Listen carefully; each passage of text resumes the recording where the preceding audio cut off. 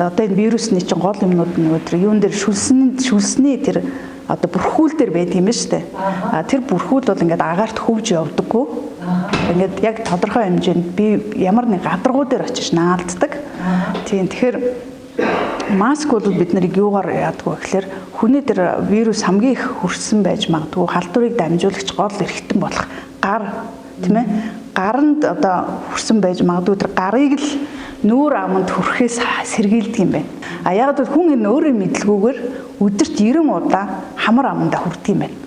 Өөрөө ирэхгүй л ингээл нухаал яадаг чинь тэгэл хамраа ингээд барайл эсвэл би одоо ингээл өөрийгөө бодоход хэд би нэр маш их хамартаа хүрдэг хүн, амандаа маш их хүрдэг хүн. Нүдэндээ бас битээ. Тийм нүдэндээ маш их хүрдэг хүн. Тэгээд хүн зүгээр нэг бодлогошрохтой хүртэл ингээл өөрөө ирэхгүй ингээл гар юу нүүрэнд гар ингэж хүрдэг штэ тий. Тэгэхээр тэрнээс л ер нь бол хамгаалт юм.